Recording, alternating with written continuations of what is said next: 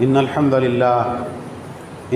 لله نحمده ونستعينه ونستغفره ونعوذ بالله من شرور أنفسنا ومن سيئات أعمالنا من يهده الله فلا مضل له ومن يضلل فلا هادي له وأشهد أن لا إله إلا الله وحده لا شريك له وأشهد أن محمدا عبده ورسوله يا أيها الذين آمنوا اتقوا الله حق تقاته ولا تموتن إلا وأنتم مسلمون يا أيها الناس اتقوا ربكم الذي خلقكم من نفس واحدة وخلق منها زوجها وبث منهما رجالا كثيرا ونساء واتقوا الله الذي تساءلون به والأرحام إن الله كان عليكم رقيبا يا أيها الذين آمنوا اتقوا الله وقولوا قولا سديدا يصلح لكم أعمالكم ويغفر لكم ذنوبكم ومن يطع الله ورسوله فقد فاز فوزا عظيما أما بعد فإن خير الحديث كتاب الله وخير الهدي هدي محمد صلى الله عليه وعلى آله وسلم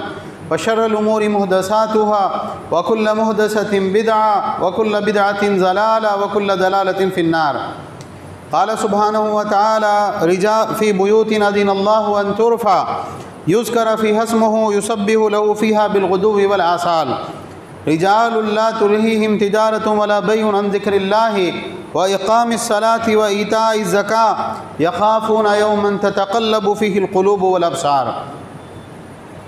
محترم حضرات اور انتہائی قابل احترام پردہ نشین ماؤں اور بہنوں، تمام تعریفیں، ہر طرح کی بڑائی، کبریائی، پاکیزگی اللہ رب العالمین احکم الحاکمین کے لیے لائق و زیبا ہے، جو سارے جہانوں کا بنانے والا اور پالنے والا ہے، بے حد مہربان، نہایت رحم کرنے والا ہے، روز جزا کا مالک ہے، ہر طرح کا نفع، نقصان، عزت، ذلت تنہا اسی کے ہاتھ میں ہے. وہ جس کو عزت دے اسے کوئی ذلیل نہیں کر سکتا، اور وہ جس کو ذلیل کر دے اس کو کوئی عزت نہیں دے سکتا.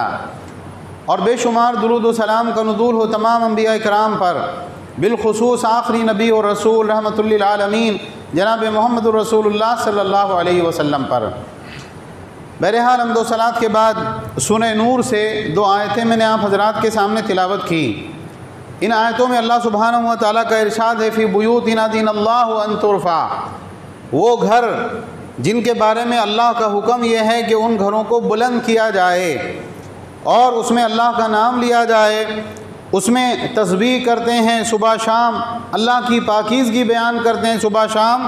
ایسے عظیم الشان مرد لا تلہیہم تجارت ولا بیع عن ذکر اللہ، جنہیں ان کی تجارت اور خرید و فروخت اللہ کے ذکر سے، نماز قائم کرنے سے، زکوٰۃ دینے سے نہیں روکتی. یخافون یوما تتقلب فیہ القلوب والابصار، وہ اس دن سے ڈرتے ہیں جس دن آنکھیں اور دل الٹ پلٹ ہو جائیں گے. یہ سورہ نور کی دو آیتیں ہیں، اور ان آیتوں میں اللہ نے جن گھروں کے بارے میں کہا فی بیوتن، وہ عظیم الشان گھر، وہ عظیم الشان گھر اذن اللہ ان ترفع، جن کے بارے میں اللہ کا حکم یہ ہے کہ ان کو بلند کیا جائے. وہ کون سے گھر ہیں؟ وہ اللہ کے وہ گھر ہیں جن کو ہم لوگ مساجد کے نام سے جانتے ہیں. بیوت ان کے اندر یہ جو تنوین ہے نا، دو زیر ہیں، یہ اس آیت کریمہ میں معنی دے رہے ہیں کہ یہ گھر بہت بڑے گھر ہیں، اللہ کے نزدیک اس کا مقام اور مرتبہ بڑا بلند ہے. اسی لیے اللہ تعالیٰ نے فرمایا فی بیوتن، بہت ہی عظیم الشان گھر، اللہ کے گھر، مسجدیں. اذن اللہ ان ترفع، اللہ کی مرضی یہ ہے، اللہ کا حکم یہ ہے کہ ان گھروں کو بلند کیا جائے. کیا معنی ہے بلند کرنے کے؟ اونچا کیا جائے. اونچا کرنے کے یہ معنی ہے کہ بھئی مسجد بہت اونچی ہونا چاہیے، بڑی شاندار اس کی عمارت ہونا چاہیے. اگر ایسا ہوتا تو اللہ کے نبی صلی اللہ علیہ وسلم خود اپنی مسجد بڑی عالی شان بناتے.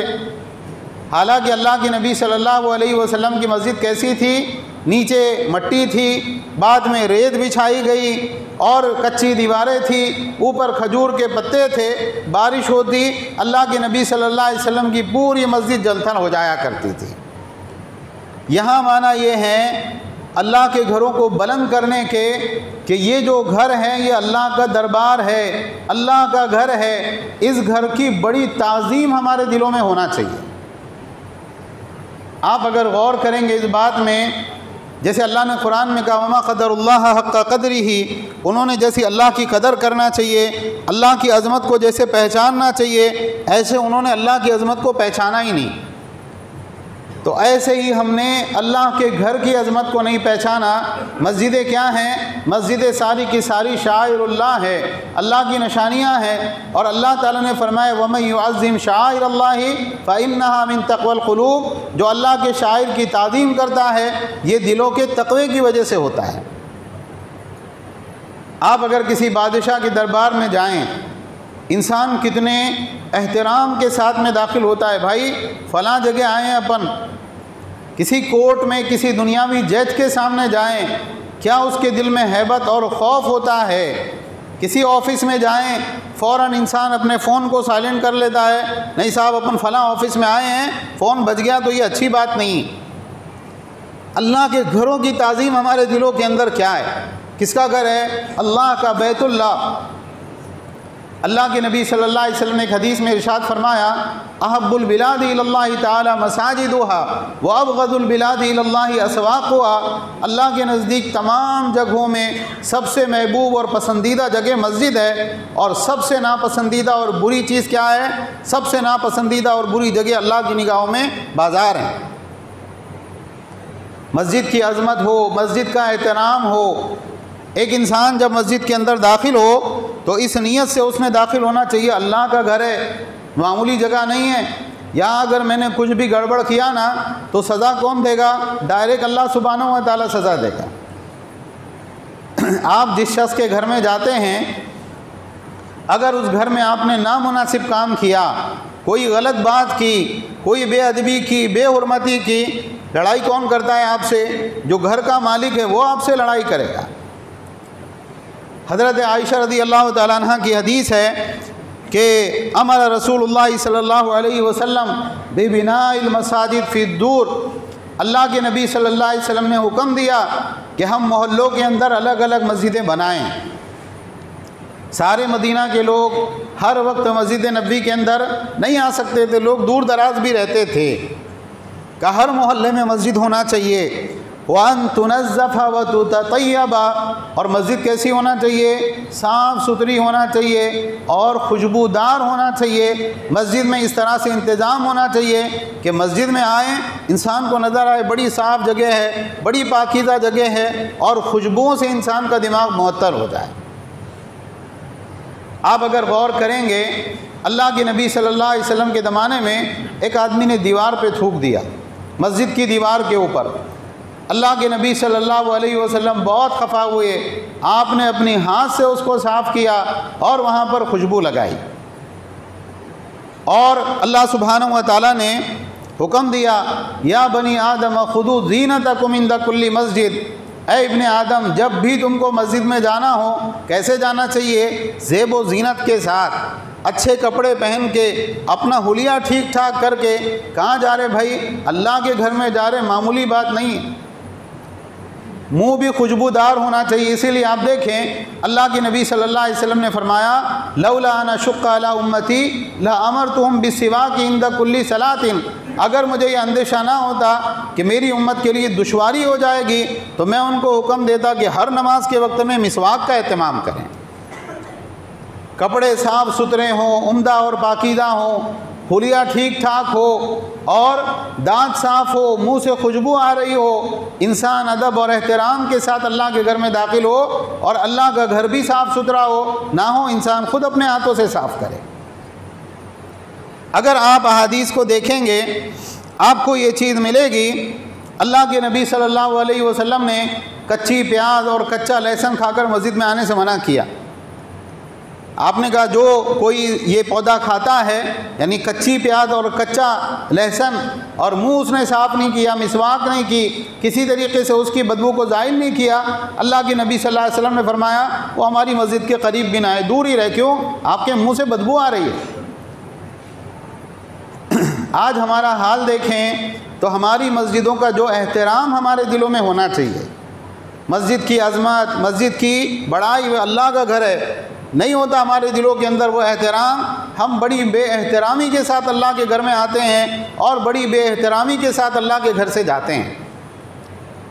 اسلام میں کسی کو بد دعا دینے کی تلقین نہیں ہے، کبھی ایسا نہیں ہے کہ کسی بارے میں کہا جائے کہ بھئی اس کو بد دعا دو، لیکن اللہ کے نبی صلی اللہ علیہ وسلم کی حدیث ہے، ایک آدمی مسجد میں آ رہا ہے اور مسجد کے اندر بیٹھ کر تجارت کر رہا ہے، اللہ کے نبی صلی اللہ علیہ وسلم نے فرمایا اس کے بارے میں کہنا چاہیے لا اربح اللہ تجارت کا، اللہ تمہاری تجارت میں تم کو نفع نہ دے۔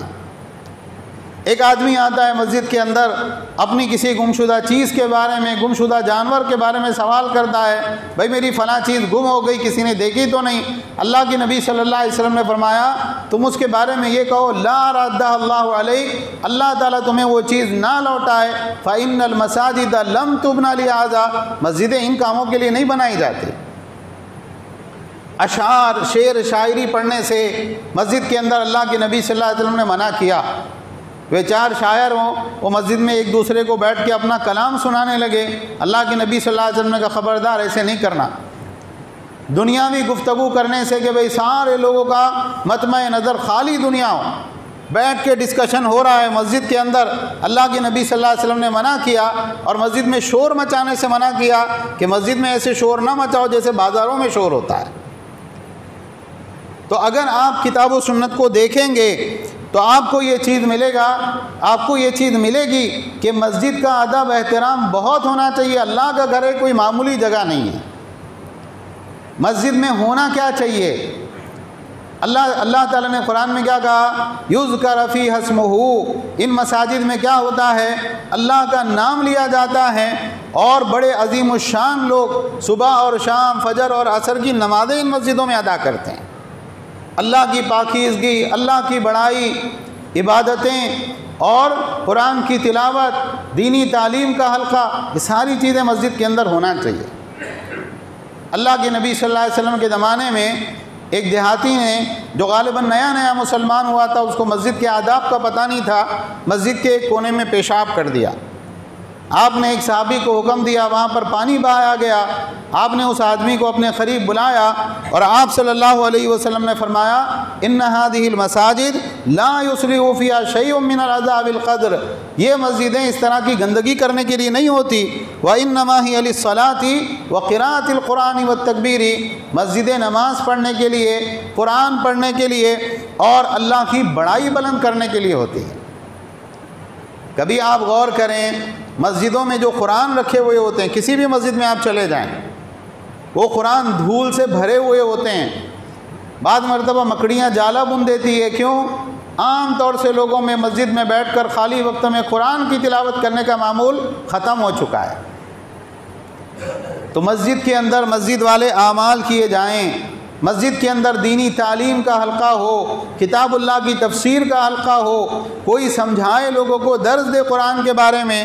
اللہ کے نبی صلی اللہ علیہ وسلم نے فرمایا ہر وہ قوم جو اللہ کے گھروں میں سے کسی گھر میں جمع ہوتی ہے، اللہ کی کتاب کی تلاوت اور اس کا مذاکرہ کرتی ہے، الا نزلت علیہم السکینہ، اللہ تعالیٰ ان پر سکون نازل کرتے ہیں، وغشیتہم الرحمہ، اور رحمت ان کو ڈھانپ لیتی ہے، وحفتہم الملائکہ، اور ملائکہ ان پر اوپر تک چھا جاتے ہیں، وذکرہم اللہ فی من عندہ، اور اللہ تعالیٰ ان کے پاس ان کا تذکرہ کرتے ہیں جو اللہ کے پاس ہیں، یعنی مقرب فرشتے۔ تو ہمارا کام یہ ہونا چاہیے کہ ہماری مسجد دینی تعلیم کا مدرسہ بنے، قرآن کو سمجھنے کا مرکز بنے، اللہ کے نبی صلی اللہ علیہ وسلم کی احادیث یہاں پر پڑھائی جائیں، اور دوسری تمام چیزوں سے ہم کو پرہیز کرنا چاہیے۔ اللہ کے نبی صلی اللہ علیہ وسلم کے زمانے میں مسجدوں کا معاملہ کیا تھا؟ کبھی آپ غور کریں، ایک صحابی ہیں ثمامہ ابن اسال رضی اللہ تعالیٰ عنہ، یہ مسلمانوں کے بہت بڑے دشمن تھے۔ اللہ کے نبی صلی اللہ علیہ وسلم نے چند صحابہ کے ذریعے ان کو پکڑوا کر بلایا اور مسجد میں ایک ستون سے ان کو باندھ دیا گیا۔ اللہ کے نبی صلی اللہ علیہ وسلم ان کے پاس سے گزرتے، آپ کہتے ثمامہ کیا حال ہے، کیا ہے دل میں؟ تو ثمامہ رضی اللہ تعالیٰ کہتے اس وقت تک مسلمان نہیں ہوئے تھے، کہ اللہ کے نبی اگر آپ مجھے سزا دینا چاہتے ہیں تو بے شک آپ ایک مجرم کو سزا دے رہے ہیں، میرے کام ہی ایسے ہیں، اور اگر آپ مجھے چھوڑ دیتے ہیں تو آپ مجھے احسان مند پائیں گے، میں آپ کے احسان کا بدلہ چکاؤں گا۔ اللہ کے نبی صلی اللہ علیہ وسلم چلے جاتے، 3 دن تک یہ مسجد میں بندھے ہوئے ہیں۔ مسلمانوں کو اعمال کرتے ہوئے دیکھ رہے ہیں، نمازیں پڑھتے ہوئے، قرآن پڑھتے ہوئے، اللہ سے دعائیں مانگتے ہوئے، ایک دوسرے سے ملاقات کرتے ہوئے، اللہ کے نبی صلی اللہ علیہ وسلم کی مجلس میں بیٹھے ہوئے 3 دن تک انہوں نے مشاہدہ کیا۔ تیسرے دن اللہ کے نبی صلی اللہ علیہ وسلم نے چھوڑ دیا، انہوں نے اسلام قبول نہیں کیا۔ یہ باہر گئے اور باہر جا کر ایک باغ میں غسل کیا، اور غسل کر کے اچھے کپڑے پہن کے پھر اللہ کے نبی صلی اللہ علیہ وسلم کی خدمت میں حاضر ہوئے اور کہا اشہد ان لا الہ الا اللہ و اشہد ان محمد رسول اللہ۔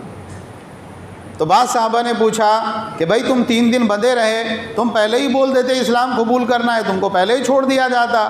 کہ اگر میں پہلے بتا دیتا تو یہ لوگوں کو لگتا کہ میں نے شاید جان بچانے کے لیے اسلام قبول کیا۔ کیا ایک ایسا آدمی جو اسلام کا اور مسلمانوں کا بڑا دشمن تھا، کیا تعلیم دی گئی اس کو، کیا درس دیا گیا، کیا اس کے پاس آ کے سمجھایا گیا؟ اس نے صرف مسجد میں ہونے والے اعمال دیکھے کہ مسلمان کیسے اپنے رب کی عبادت کرتے ہیں، کیا ہوتا ہے، اور مسجد میں دیکھے جانے والے اعمال سے وہ اتنا متاثر ہوا کہ اس شخص نے اسلام قبول کر لیا۔ اسی طرح سے آپ دیکھیں ایک بہت بری چیز جو ہمارے علاقے میں، ہمارے اطراف میں صوفیت کی وجہ سے آئی، وہ کیا ہے؟ مسجد کا قبر کے ساتھ تعلق۔ اللہ کے نبی صلی اللہ علیہ وسلم نے فرمایا الارض کلھا مسجد الا المقبرہ والحمام، زمین ساری کی ساری نماز پڑھنے کی جگہ ہے سوائے اس جگہ کے جہاں پر قبر ہو یا جہاں پر حمام ہو، وہاں کے علاوہ پوری زمین پر آپ کہیں بھی نماز ادا کر سکتے ہو۔ تو اللہ کے نبی صلی اللہ علیہ وسلم نے قبر کے پاس نماز پڑھنے سے منع کیا۔ اب صوفیت کی وجہ سے کیا ہوا؟ لوگوں نے مسجدوں کے اندر قبریں بنا لی، فلاں بزرگ فلاں بڑے، مسجد کے اندر قبر بنا لی گئی، اور مسجد کے اندر قبر کا بنایا جانا کیا ہوتا ہے؟ یہ شرک کا ایک دروازہ ہوتا ہے۔ نماز پڑھی لوگوں نے، اس کے بعد قبر کے پاس ہو کر دعا مانگی اللہ سے، اپنے لیے اور قبر والوں کے لیے۔ ابتدا یہاں سے ہوتی ہے اور اس کے بعد میں دھیرے دھیرے دھیرے کیا ہوتا ہے؟ آدمی اس قبر والے سے ہی دعا مانگنے لگتا ہے۔ جب آپ صلی اللہ علیہ وسلم کی وفات ہو رہی تھی، آپ بے چینی سے چہرے پر کبھی چادر ڈالتے، کبھی چہرے سے چادر ہٹاتے۔ آپ صلی اللہ علیہ وسلم فرما رہے تھے لعن اللہ الیہود والنصارى اتخذوا قبور انبیائہم مساجدا، اللہ کی لعنت ہو یہود و نصارہ پر، انہوں نے اپنے انبیاء کی قبروں کو مسجد بنا لیا تھا۔ تو یہ بات یاد رکھیں کہ جہاں مسجد ہو وہاں قبر نہیں ہو سکتی ہے، اور جہاں قبر پہلے سے موجود ہو وہاں پر مسجد بنانا حرام ہے۔ اس قبر کے اوپر اگر کوئی شخص ایسا کرتا ہے، اس مسجد کے اندر کی ادا کی جانے والی نماز باطل ہے۔ اسی طرح سے آپ دیکھیں کہ مساجد کے اعتبار سے کیا ساری مسجدیں ایک ہی درجے میں ہیں؟ 3 مساجد ہیں جو جس کا ثواب بہت زیادہ ہے، جہاں پر اللہ کی عبادت کرنے کا۔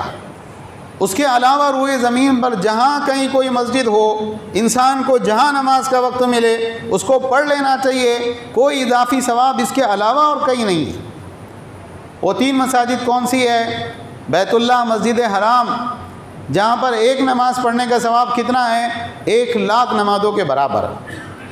اس کے بعد میں ہے مسجد نبوی، جہاں جس کے بارے میں صحیح حدیث میں جو ثواب ذکر کیا گیا ہے وہ ہے 1,000 نمازوں کے برابر۔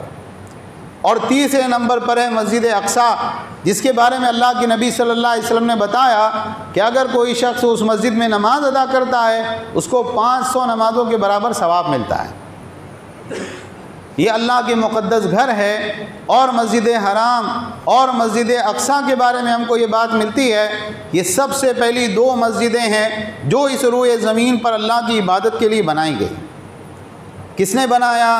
حضرت آدم علیہ السلام نے فرشتوں کی مدد سے ان مساجد کو تعمیر کیا۔ ابراہیم علیہ السلام بیت اللہ کی تعمیر کرنے والے نہیں ہیں، انہوں نے پرانی تعمیر کے اوپر نئی تعمیر کی جب بیت اللہ ختم ہو چکا تھا اس جگہ سے۔ اسی طرح سے حضرت سلیمان علیہ السلام مسجد اقصی کے پہلے معمار نہیں ہیں، بلکہ وہاں سے مسجد مٹ چکی تھی، حضرت سلیمان علیہ السلام نے جنوں کی مدد سے اس مسجد کو تعمیر کیا۔ اس کی دلیل صحیح بخاری میں حضرت ابو ذر رضی اللہ عنہ کی روایت ہے، اللہ کے نبی صلی اللہ علیہ وسلم سے سوال کیا گیا، اے اللہ کے نبی کون سی مسجد ہے جو سب سے پہلے روئے زمین پر بنائی گئی؟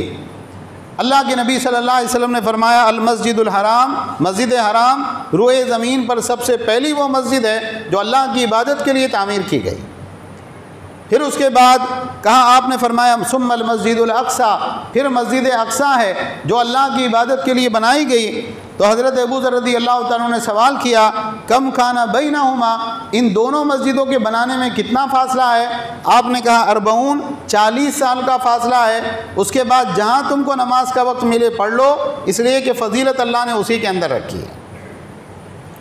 تو یہ 3 مسجدیں ہیں، اور بیت اللہ میں لوگ جاتے ہیں حج اور عمرہ کرنے کے لیے، وہیں سے پھر مسجد نبوی کا بھی سفر ہوتا ہے، اللہ کے نبی صلی اللہ علیہ وسلم کی مسجد کی بھی زیارت ہوتی ہے۔ لیکن مسجد اقصیٰ کا یہ معاملہ ہم سب جانتے ہیں کہ وہاں کے حالات ابھی فی الحال بہت زیادہ خراب چل رہے ہیں۔ وہ مسجد جو اللہ کے کئی مقدس انبیاء نے جہاں پر نمازیں پڑھی، خود اللہ کے نبی صلی اللہ علیہ وسلم نے معراج کی رات میں اس مسجد کے اندر تمام انبیاء کی امامت فرمائی۔ حضرت موسیٰ علیہ السلام کا جب انتقال ہوا تو حضرت موسیٰ علیہ السلام نے اللہ سے دعا کی کہ اللہ میں بیت المقدس میں دفن ہونا چاہتا ہوں، وہاں مجھ کو میری جو ہے موت ہو اور وہاں میری تدفین ہو۔ اللہ کے حکم سے حضرت موسیٰ علیہ السلام کی جو قبر ہے وہ بیت المقدس کے اندر موجود ہے۔ کئی انبیاء کا وطن، کئی انبیاء کا ٹھکانہ، جہاں کی زمین اللہ نے بابرکت رکھی، جہاں پر اللہ سبحانہ و تعالیٰ نے خیر اور بھلائی کو رکھا، آج اس زمین کے حالات کیسے ہیں؟ آج اس زمین کے حالات خراب ہیں۔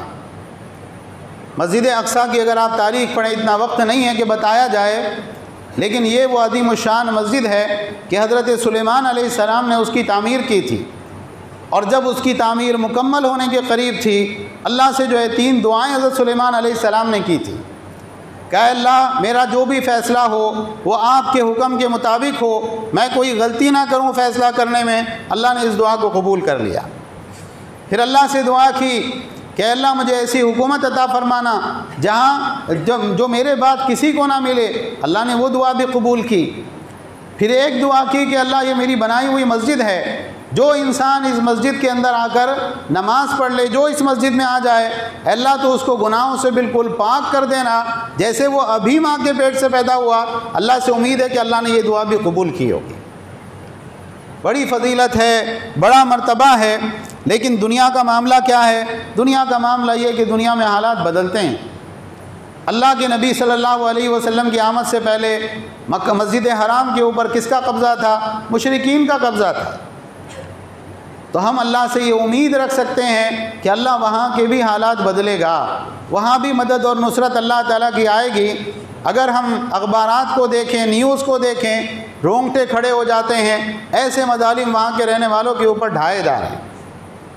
لاکھوں مسلمان بے گھر اور بے وطن ہونے جا رہے ہیں، اور ہزاروں مسلمانوں کو قتل کر دیا گیا ایک ساتھ میں، بم برسائے گئے، اور بالکل جو ہے ہر طرح سے ان کو تباہ برباد کر دیا گیا۔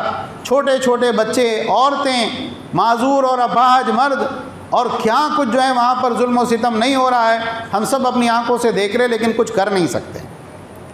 کیا کرنا چاہیے؟ اللہ سبحانہ و تعالیٰ سے دعائیں تو کرنی چاہیے۔ دعا کرنے میں تو آپ کا کچھ نہیں جاتا، اور دعا بھی بطور فیشن نہ ہو۔ کیسی دعا ہونا چاہیے؟ اخلاص کے ساتھ، دل کی گہرائی کے ساتھ میں اس درد اور تکلیف کو سمجھتے ہوئے۔ اللہ کے نبی صلی اللہ علیہ وسلم نے فرمایا مسلمان ایک جسم کی مانند ہے، جس میں کہیں بھی تکلیف ہو سارا جسم اس کے ساتھ ہوتا ہے۔ دعائیں کریں اللہ سبحانہ و تعالیٰ سے، اور خاص طور سے جمعہ کا جو دن ہوتا ہے نا، جمعہ کے دن کچھ گھڑیاں ایسی ہوتی ہے کہ بندہ اللہ سے جو مانگ لے اللہ تعالیٰ دے دیتا ہے۔ اس جمعہ کے دن مسجد اقصیٰ کے لیے، وہاں کے رہنے والے مسلمانوں کے لیے اپنی دعاؤں کے اندر ایک وقت رکھیں۔ اسی طرح سے آپ دیکھیں کہ اللہ کے نبی صلی اللہ علیہ وسلم نے اس حدیث کے آخر میں فرمایا کہ جہاں تمہیں نماز کا وقت ہو جائے نماز پڑھ لو، بلا شبہ تمہارے لیے فضل اسی میں ہے۔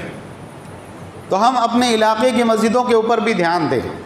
جہاں ہم رہتے ہیں، جہاں جس علاقے میں ہم رہتے ہیں، اس مسجد کے اندر ہماری حاضری کتنی ہے؟ قیامت کے دن جن لوگوں کو اللہ تعالیٰ اپنے سائے میں جگہ دے گا ان میں سے ایک آدمی کون ہوگا؟ ایک آدمی وہ ہوگا رجل قلبہ معلق بالمساجد، وہ آدمی جس کا دل مسجد میں اٹکا ہوا ہوتا ہے۔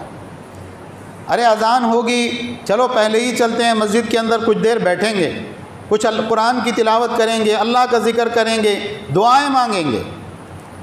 مسجد کے اندر وقت گزارنے والا، مسجد کی صفائی ستھرائی کرنے والا، مسجد کو اپنا وقت دینے والا، مسجد کی ذمہ داریاں سنبھالنے والا، یہ ساری چیزیں جو ہے ایسی چیزیں ہیں کہ اللہ تعالیٰ اس کی برکت سے قیامت کے دن اپنا سایہ نصیب کریں گے۔ اور اگر کسی شخص کو یہ موقع ملتا ہے اور یہ اللہ نے اس کو یہ صلاحیت دی ہے کہ وہ اپنی مسجد خود تعمیر کرے، ایک مسجد اللہ کے لیے بنائے، اس سے بڑھ کے اور فضیلت کوئی نہیں ہو سکتی۔ اللہ تعالیٰ نے قرآن کریم میں سورہ توبہ کے اندر ارشاد فرمایا، انما یعمر مساجد اللہ من آمن باللہ والیوم الآخر واقام الصلاۃ وآت الزکاۃ ولم یخش الا اللہ فعسى اولئک ان یکونوا من المہتدین۔ بلا شبہ مسجدوں کی تعمیر وہ کرتے ہیں یا مسجدوں کو آباد وہ کرتے ہیں جو اللہ پر اور یوم آخرت پر ایمان رکھتے ہوں، نماز قائم کرتے ہوں، زکوٰۃ دیتے ہوں اور اللہ کے سوا کسی سے نہ ڈرتے ہو۔ امید ہے کہ یہی لوگ اللہ کی بارگاہ میں ہدایت یافتہ ہوں گے۔ تو اس آیت کریمہ میں جو لفظ استعمال کیا گیا یہ تعمیر کے لیے بھی شامل ہے کہ ایک انسان خود اپنی مسجد بنائیں، اور یہ لفظ جو ہے مسجد کو آباد کرنے کے معنی میں بھی ہے۔ اور اللہ کے نبی صلی اللہ علیہ وسلم نے بعد حدیث میں فرمایا، من بنا للہ مسجدا بنى اللہ لہ بیتا فی الجنہ، جو اللہ کے لیے مسجد بنائیں اللہ اس کے لیے جنت میں گھر تعمیر کرتے ہیں۔ ایک آدمی کہے میں اس لائق نہیں ہوں، اتنا پیسہ میرے پاس میں نہیں ہے کہ میں خود اکیلے مسجد کو تعمیر کر سکوں۔ اس بارے میں اللہ کے نبی صلی اللہ علیہ وسلم کی حدیث ہے کہ جو کوئی آدمی قطع پرندے کے گھونسلے کے برابر یا اس سے بھی چھوٹی کوئی مسجد بنائے اللہ اس کو بھی جنت میں گھر دے گا۔ یعنی پوری مسجد آپ نے نہیں بنائی لیکن مسجد بنانے میں ایک حصہ آپ نے دیا، کچھ تعاون آپ نے کیا، تو کیا ہوگا؟ اس تعاون کی وجہ سے بھی اللہ جنت کے اندر آپ کو ایک گھر دیں گے، یہ اللہ کے رسول صلی اللہ علیہ وسلم نے ضمانت دی۔ آج ہم دنیاوی معاملات میں کتنا خرچ کرتے ہیں، کہاں کہاں ہمارا پیسہ نہیں جا رہا۔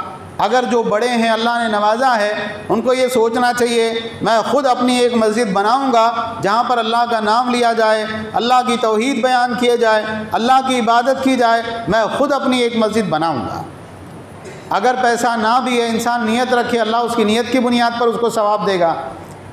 اور جہاں مسجد کی تعمیر ہو، مسجد کی طرف سے کوئی تقاضا ہو، انسان کو پوری کوشش کر کے زیادہ سے زیادہ اپنا مال اس طرح کے کاموں میں خرچ کرنا چاہیے۔ اس کا بڑا اجر و ثواب انسان کو دنیا میں بھی ملے گا اور آخرت کے اندر بھی ملے گا۔ تو بہرحال اللہ کے گھر سے تعلق بہت بڑی چیز ہے۔ آپ دیکھیں اللہ کے نبی صلی اللہ علیہ وسلم نے فرمایا، المسجد بیت لکل تقی، ہر متقی مسلمان کے لیے مسجد اس کا گھر ہے۔ جیسے ایک آدمی ہر جگہ سے بالکل جو ہے پریشان ہو کر اپنے گھر میں آتا ہے کہ گھر میں سکون سے رہیں گے، ایسے ہی ایک مسلمان کو کہاں سکون ملنا چاہیے؟ اپنی مسجد میں۔ مسجد سے تعلق ہو، مسجد کے اندر آنا جانا ہو، مسجد کے اندر انسان اپنا وقت گزارے، مسجد میں رہ کے اللہ کی عبادت کرے، تنہائی کے اندر اللہ کے سامنے سجدہ کرے، اللہ کے سامنے روئے گڑ گڑائے، یہ ساری چیزیں ہمارے لیے ضروری ہے۔ جتنا اللہ کے گھر سے، اللہ کے کلام سے، اللہ کی ذات سے تعلق ہوگا دنیا میں عزت سر بلندی ملے گی، اور جتنی زیادہ مسجد سے دوری ہوگی یاد رکھیں اس بات کو کہ اتنی زیادہ ذلتیں، تکلیفیں اور خوف، دہشت، یہ ساری چیزوں سے سابقہ پڑے گا۔ اللہ تعالی ہم سب کو مسجد کا حق ادا کرنے کی توفیق عطا فرمائیں۔ ساری دنیا کے اندر جہاں جہاں مسلمان پریشان حال ہے اے اللہ ان کی پریشانیوں کو دور فرما۔ اے اللہ فلسطین کے مظلوم مسلمانوں کی مدد فرما، غزہ کے مظلوم مسلمانوں کی مدد فرما۔ اے اللہ جو لوگ ان پر ظلم و ستم ڈھا رہے ہیں اے اللہ تو ان کے اوپر اپنا عذاب نازل فرما۔ اے اللہ ان کی زبردست پکڑ فرما، قوم عاد اور قوم سمود کی طرح اللہ ان پر اپنے عذابات نازل فرما۔ اے اللہ مسلمانوں کے معاملات کی اصلاح فرما، ان کے درمیان میں اتحاد پیدا فرما۔ اے اللہ ایمان اور یقین کی دولت سے ہم کو نواز دے۔ ساری دنیا میں جو مسلمان بے گھر اور پریشان ہیں اے اللہ ان کی پریشانیوں سے ان کو نجات دے۔ اے اللہ اسلام اور مسلمانوں کو غلبہ اور عزت عطا فرما، کفر اور کافروں کو ذلیل اور رسوا فرما۔ اے اللہ مسجد اقصیٰ کو آزادی عطا فرما، فلسطین کو آزادی عطا فرما، جہاں جہاں مسلمان ستائے جا رہے ہیں اے اللہ ان کو آزادی عطا فرما، ان کے غموں اور پریشانیوں میں تو ان کے لیے کافی ہو جا۔ اے اللہ ہم سب کو اپنی آخرت کی فکر اور تیاری کرنے کی توفیق عطا فرما، جب تک زندہ رکھ اسلام اور ایمان پر زندہ رکھ، اور اسلام اور ایمان ہی کی حالت میں ہم کو وفات عطا فرما۔ آمین وآخر دعوانا ان الحمد للہ رب العالمین۔